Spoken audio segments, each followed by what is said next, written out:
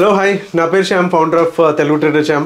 So ఈరోజు మనం bank నిఫ్టీలో ఎక్స్పైరీ స్ట్రాటజీ గురించి మనం తెలుసుకుందాము. జనరల్గా ఎక్స్పైరీ స్ట్రాటజీలోకి వచ్చేసరికి ఈ మధ్య కాలంలో పర్టికులర్గా మన ఈ 2023లో చాలా వరకు జిగ్జాగ్ మూవ్స్ రావడము అండ్ అప్ అండ్ డౌన్ కొట్టడం. ఒకవేళ మనం స్ట్రాడల్స్ కనుక వేస్తే ఏదర్ 10% కావచ్చు, 20% కావచ్చు, ఏదర్ 30-40% అయినా సరే స్టాప్ లాసెస్ కొట్టడం. But end of the day మనం చూసేది ఏంటంటే ఆ యొక్క ప్రీమియమ్స్ అనేవి జీరోకి రావడం కూడా మనం చూస్తున్నాము. సో ఇలాంటిని ఎలా అవాయిడ్ చేయాలి అనేది మనం ఈ స్ట్రాటజీలో అయితే చూద్దాము. మనం ప్రీవియస్ డేటాని కనుక చూసుకుంటే కనుక 2017 నుంచి కూడా ఇప్పటి వరకు కూడా అంటే 2023 వరకు కూడా ఎక్కువ శాతం బ్యాంక్ నిఫ్టీ 1% కన్నా ఎక్కువ శాతం అయితే మూవ్ అయితే కాలేదు. Either up side 1% plus or minus 1%. So ఈ స్ట్రాటజీలో మనం దీన్ని ఎలా అవాయిడ్ చేయాలి, స్ట్రైక్ ప్రైజెస్ ఎలా సెలెక్ట్ చేసుకోవాలి అనేది అయితే చూద్దాము. సో మరింత ఆలస్యం చేయకుండా వీడియోలోకి వెళ్ళిపోతాం రండి.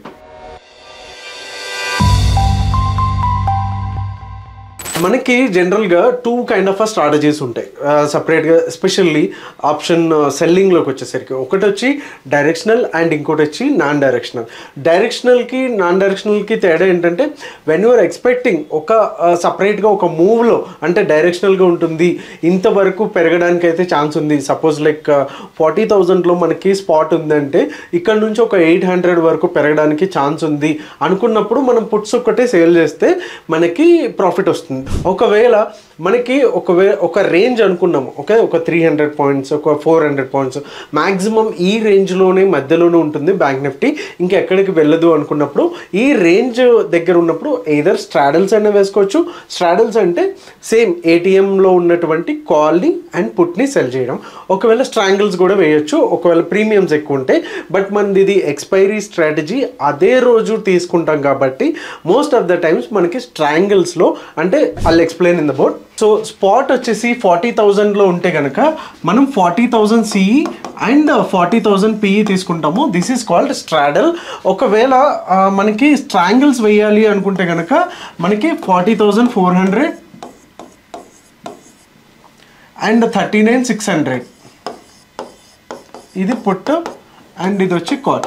ఓకే, సో ఈ రెండు కూడా వేసుకోవచ్చు. కానీ the thing is that expiry రోజున కాబట్టి ఎక్కువ ప్రీమియమ్స్ ఉండవు, మనకి రిస్క్ రివార్డ్ రేషియో కరెక్ట్గా ఉండదు. కాబట్టి మనం ఓన్లీ ఏటీఎం ఏదైతే ఉందో 40,000 సిఈ అండ్ పిఈతోనే మనం ట్రేడ్ చేస్తూ ఉంటాము.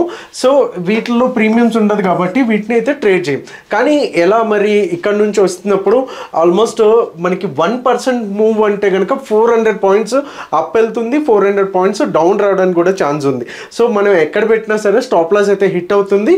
బట్ ఎండ్ ఆఫ్ ది డేకి మళ్ళీ అదే ప్రీమియమ్స్ వచ్చేసి జీరో అయిపోవడానికి కూడా ఛాన్స్ ఉంది.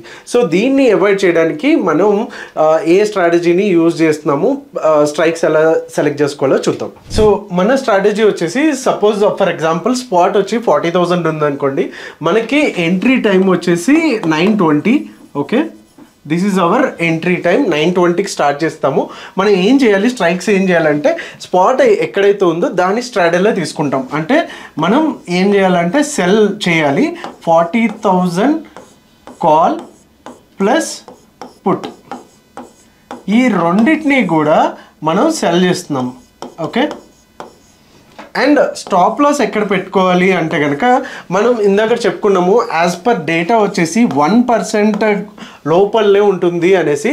సో 40,000కి 1% అంటే 400 అండ్ ప్లస్ ఆర్ మైనస్ కాబట్టి +400 వెళ్ళడానికి ఛాన్స్ ఉంటుంది అండ్ -400 వరకు ఛాన్సెస్ అయితే ఉంటాయి. సో ఆప్షన్ స్ట్రైక్లో 10 to 40% ఎక్కడ పెట్టినా సరే స్టాప్ లాస్ హిట్ అవ్వడానికి ఛాన్సెస్ ఉన్నాయి. కాబట్టి మనం ఏం చేస్తామంటే ఇండెక్స్ లెవెల్లో అంటే స్పాట్లో index or spot we can call it is anything. 40,000 index అనుకుంటే కనుక మనకి రేంజ్ 1% కాబట్టి ఎయిదర్ ఇండెక్స్ బేస్డ్ మీద మనకి 40,000 + 1% అంటే 40,400 up side and down side వచ్చేసి 39,600. ఓకే, ఈ రేంజ్లో నుంచి ఎప్పుడైనా సరే ఒక సైడ్ బ్రేక్ అవుతేనే మనం ఎగ్జిట్ అవుతాము. లేకపోతే కనుక ఈ మధ్యలోనే ఎంతవరకు ఉన్నా సరే మనం దాంట్లోనే ఉంటాము ట్రేడ్లో. అండ్ ఎగ్జిట్ ఎప్పుడు అంటే కనుక మనకి 3:20 PM మనం ఎగ్జిట్ అయితే అయిపోతాం. ఓకే, 320కి అయితే ఎగ్జిట్ అయితే అయిపోతాం. సో ఇది బేసికల్గా ఒక స్ట్రాటజీ. సో మరి ఇక్కడ నుంచి ఇక్కడికి వెళ్ళేటప్పుడు స్టాప్ లాసెస్ చాలా ఉంటాయి అనుకుంటే కనుక మనం ఒకసారి డేటా చూద్దాం. 2017 నుంచి ఇప్పటి వరకు ఎలా పర్ఫామ్ చేసింది ఈ స్ట్రాటజీ అనేది. జనరల్గా ఈ స్ట్రాటజీ అయితే వేరే డేస్లో అంటే మండే కానీ ట్యూస్డే కానీ వేరే అదర్ దెన్ థర్స్డేస్ అంత మంచిగా పర్ఫామ్ చేసినట్టయితే మనకి బ్యాక్ టెస్టింగ్ రిజల్ట్స్ అయితే చూపించట్లేదు. ఓన్లీ దీంట్లో అయితే మాత్రం మోర్ దెన్ 100% అయితే రిజల్ట్ అయితే వచ్చింది. ఒకసారి బ్యాక్ టెస్టింగ్ రిపోర్ట్ కూడా ఒకసారి చూసేద్దాం రండి. సో ఈ స్ట్రాటజీని మనం బ్యాక్ టెస్ట్ చేసినప్పుడు మనం కనుక చూస్తే కనుక ఇక్కడ మీరు గమనిస్తే మండే టు ఫ్రైడే ఉంది. ఓకే, ఓవరాల్గా ఎస్టిమేటెడ్ మార్జిన్ వచ్చేసి 1.6 lakh అండ్ ఓవరాల్గా ప్రాఫిట్ వచ్చేసి 3,42,000. ఓకే, 3,42,000 చేంజ్ అయితే వచ్చింది. అండ్ యావరేజ్ డైలీ ప్రాఫిట్ వచ్చేసి డే ప్రాఫిట్ వచ్చేసి 215 అండ్ మ్యాక్స్ ప్రాఫిట్ వచ్చేసి లైక్ ఓవరాల్గా చూసుకుంటే కనుక మ్యాక్సిమం ప్రాఫిట్ వచ్చేసి 9,800 అండ్ మ్యాక్స్ లాస్ వచ్చేసి -5,000 అయితే ఉంది. అండ్ విన్నింగ్ పర్సంటేజ్ వచ్చేసి 59%, which is very good. Okay, and loss percentage of course దీని మైనస్ ఇది ఉంటుంది కాబట్టి 41%. Okay, and average monthly profit కనుక మనం చూసుకుంటే 4,367 రూపీస్ అయితే వచ్చింది. అండ్ డ్రాడౌన్ ఏదైతే ఉందో దీంట్లో 26% ఉంది, విచ్ ఇస్ ట్రేడింగ్లో వచ్చేసరికి అండ్ కంప్లీట్గా ఆప్షన్ సెల్లింగ్లోకి వచ్చేసరికి ఓవరాల్గా కాబట్టి max down which is under control అనే చెప్పొచ్చు. ఓకే, అండ్ మ్యాక్స్ ఇవి అంత పెద్ద పట్టించుకోవాల్సిన అవసరం లేదు. సో దీన్ని డే వైజ్గా కనుక బ్రేకప్ తీసుకుంటే కనుక ఇది మండే టు ఫ్రైడే అయితే ఉంది. మీరు గమనిస్తే కనుక మండేస్ ఎక్కువ శాతం కూడా ఓవరాల్గా 2 days లాంగ్ వీకెండ్ వస్తుంది. అండ్ గ్లోబల్గా జరిగేటటువంటి సిచ్యువేషన్ల కారణంగా ఆ రోజు మ్యాక్సిమం ట్రెండింగ్ అవడానికి ఛాన్సెస్ ఉంటాయి కాబట్టి ఆ రోజు అయితే ఈ స్ట్రాటజీ వర్క్ అయితే అవ్వట్లేదు. అండ్ ట్యూస్డే వెన్స్డే కూడా 43% అండ్ 43% అయితే మనకి ప్రాఫిట్స్ ఇచ్చాయి 2017 నుంచి ఇప్పటి వరకు కూడా, జూన్ వరకు కూడా చూసుకుంటే ఈ డేటా.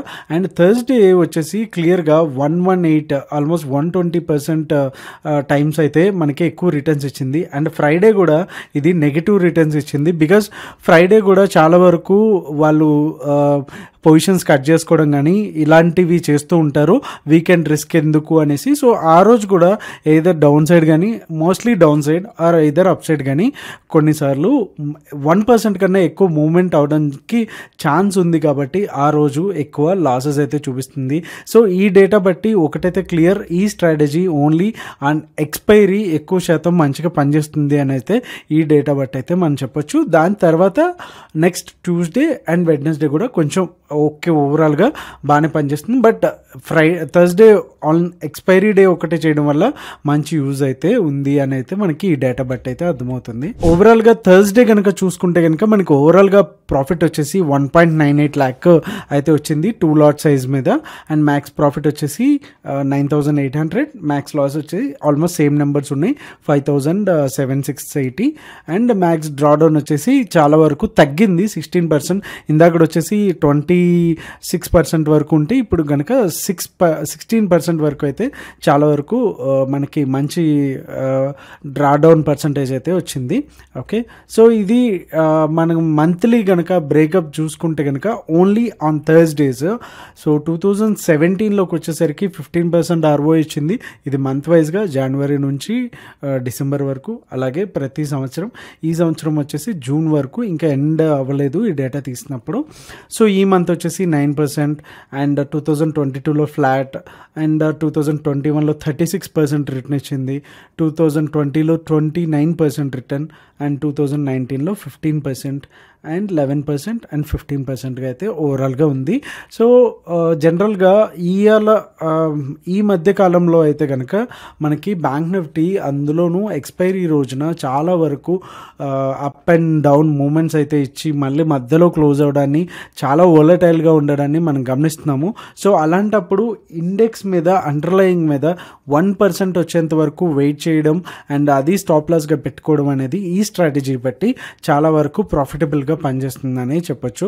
సో మీరు కూడా లైక్ ఒకసారి బ్యాక్ టెస్ట్ రిజల్ట్స్ అవి చూసిన తర్వాత పేపర్ ట్రేడింగ్ అవి చేయండి. అండ్ ఈ వీడియోలో చెప్పినవి ఏవి కూడా బై అండ్ సేల్ రికమెండేషన్స్ కాదు.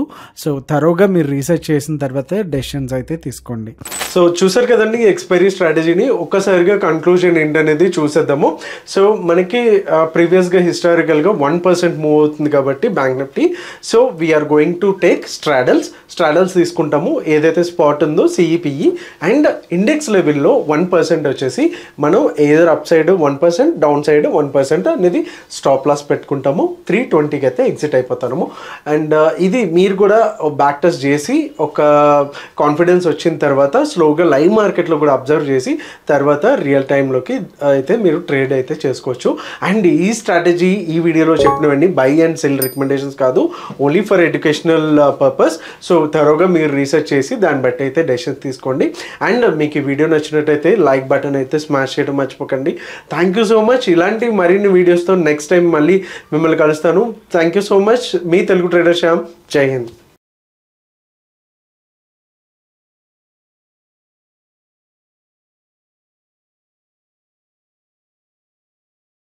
Investment in securities market are subject to market risks. Read all the related documents carefully before investing. Please read the risk disclosure documents carefully before investing in equity shares, derivatives, mutual fund, and/or